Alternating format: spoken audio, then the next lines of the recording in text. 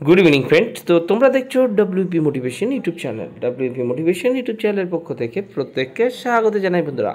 তো আমি অরিজিৎ দা। তো আশা করি তোমরা প্রত্যেকে খুব ভালো আছো এবং খুব সুস্থ আছো। তো আজকে তোমাদের কি বিষয়ে ভিডিও করতে চলেছি ইতিমধ্যে তোমরা টাইটেল এবং থাম্বনেল দেখে কিন্তু অবগত হয়ে গেছো তোমাদের কি বিষয় কিন্তু আজকে ভিডিও করতে চলেছি। তো কিছুক্ষণ আগেই তোমাদের জন্য কিন্তু অফিসিয়াল ওয়েবসাইটে একটা গুরুত্বপূর্ণ নোটিশ কিন্তু প্রকাশিত হয়েছে। ইতিমধ্যে তোমরা অনেক জায়গায় দেখে নিয়েছো, তো সেটা নিয়ে আজকে আলোচনা করছি।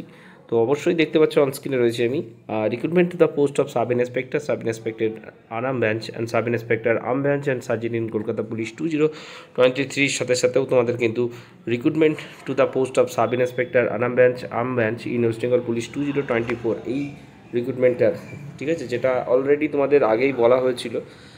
তো সেটারও নোটিশ কিন্তু তোমাদের অলরেডি প্রকাশিত হয়েছে। তো কি নোটিশ তোমরা ইতিমধ্যে জেনে গেছো, ঠিক আছে। কি রেজাল্ট অফ প্রিলিমিনারি এক্সামিনেশন, অর্থাৎ তোমাদের যে প্রিলি পরীক্ষা তার কিন্তু রেজাল্ট তোমাদের কিন্তু প্রকাশিত হয়েছে। তো এরপর থেকে আমার চ্যানেলে তোমাদের জন্য কোনো অ্যাডভান্স আপডেট, কোনো এক্স্যাক্ট ডেট বা কবে কি হচ্ছে সেটা নিয়ে আর কোনো রকম আপডেট তোমরা কিন্তু পাবে না। তো তোমাদের অনেক আগে আমি আপডেট দিয়ে রেখেছিলাম যে রামায়ণের যে খণ্ড রয়েছে সেই খণ্ড দিনে আজকে কিন্তু 7 তারিখ, আজকে কিন্তু তোমাদের রেজাল্ট পাবলিশ হয়েছে, ঠিক আছে।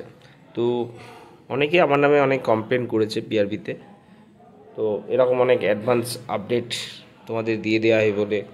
তো ঠিক আছে, সবাই সবার মতো কাজ করেছে, এবার আমি আমার মতো কাজ করব। তোমাদের অলরেডি আগের দিন থেকে বলে রেখেছি আমার তরফ থেকে কোনো অ্যাডভান্স আপডেট তোমাদের আসবে না। আমি কোনো অ্যাডভান্স কোনো আপডেট তোমাদের এরপর থেকে আমার চ্যানেল থেকে কিন্তু প্রোভাইড হবে না, ঠিক আছে। তো চলো তোমাদের কাট অফটা কেমন গেছে একবার আমরা দেখে নিই।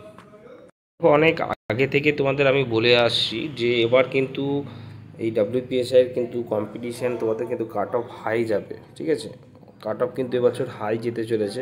অনেক আগে থেকে তোমাদের বলেছিলাম, কেউ বলেছে 30-32, ঠিক আছে। আমি কোনো কাট অফ প্রিডিকশন দিই না, কারণ কাট অফের কোনো আপডেট আমার কাছে কোনো দিনও থাকে না, ঠিক আছে। কোনো দিন দেখবেন আমি কাট অফ নিয়ে কোনো ভিডিও করি, কারণ এটা নিয়ে আমার কাছে সত্যিই কোনো দিন আপডেট থাকতো না। আর একটা কাট অফ নিয়ে ভিডিও বানানোও ঠিক না, কারণ কাট অফটা বোর্ড ডিসাইড করে, ঠিক আছে।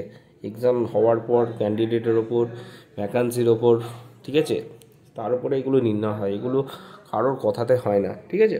তো দেখে নাও হিউজ কাট অফ গেছে, 150 পয়েন্ট বা চিওয়ার দেখতে পাচ্ছ, এবং ফিমেলদের গেছে 138, ঠিক আছে। ইডাব্লিউএস দেখতে পাচ্ছ 96.5 এবং ফিমেলদের গেছে 97।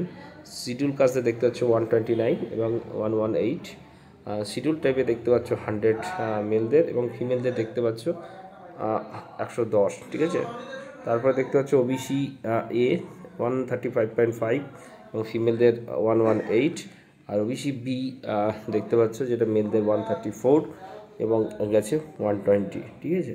তো দেখে নাও যেটা ওবিসি এ বি এর মধ্যে কিন্তু আগে, ঠিক আছে, যখন কাস্ট রিজার্ভেশনের পর যে কেসটা হওয়ার পর নতুন যে রিজার্ভেশন রুল এসেছে তার আগে পর্যন্ত দেখতে পাচ্ছ যে খুব ব্যবধান থাকতো, কিন্তু এখন দেখতে পাচ্ছ যে খুব ক্লোজলি যাচ্ছে। কারণ ওবিসি এ বি এর মধ্যে যখন ইন্টারচেঞ্জ যেটা হয়েছে, অর্থাৎ নব যে লিস্ট হয়েছে সেখানে কিন্তু যেখানে সব থেকে স্কোরিং যারা করতো বা যারা সেরকম সেই যে কমিউনিটিগুলো কিন্তু এখানে অ্যাটাচ হয়ে গেছে। তার পক্ষে কী হয়েছে যে দুটো এখন বোথ আর ইকুয়ালি হয়ে গেছে, ঠিক আছে। তো দেখতে পাচ্ছ গ্যাপ নেই, জাস্ট 0.5 কিন্তু গ্যাপ রয়েছে, ঠিক আছে।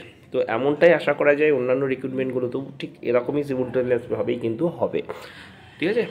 তো বলে রাখি তোমাদের পাস যেমনটা আগে আপডেট দিয়েছিলাম তেমনটাই হয়েছে, যেটুকু কাট অফ দেখে বুঝতে পারছো যে এরকম কাট অফ গেলে বুঝতে পারছো যে 15-20 গুণ নিশ্চয়ই পাস করায়নি, ঠিক আছে। এটাই হচ্ছে আসল কথা। তো ফিমেলদের একটু হয়তো বেশি করিয়েছে, কারণ কাট অফ যেহেতু কম গেছে মোটামুটি ছেলেদের থেকে, সেক্ষেত্রে ধরে রাখতে পারো। এবার পিএমটি এবং পিটি নোটিশ অলরেডি তোমাদের বলা হয়েছিল যে 17 তারিখ থেকে হবে, ঠিক আছে। তোমাদের কিন্তু অ্যাডমিট কার্ড সম্ভবত 10 তারিখ থেকে আমি বলেছিলাম, রেজাল্ট বেরোনোর ঠিক 2 দিনের মাথায় হবে। তো 2 দিনের পরেই কিন্তু তোমাদের হতে চলেছে। এই ভিডিওটা ওয়াচ করার সাথে সাথে হয়তো তোমাদের এসএসসির যে রেজাল্ট সেটাও কিন্তু পাবলিশ হয়ে যাওয়ার কথা রয়েছে, সেটা কিন্তু একটু রাতে কিন্তু হয়তো বা হবে। বাঁকুড়াকোটের রেজাল্ট মেবি ডিলে হবে একটু, ঠিক আছে, মেবি একটু ডিলে হওয়ার কথা কিন্তু রয়েছে।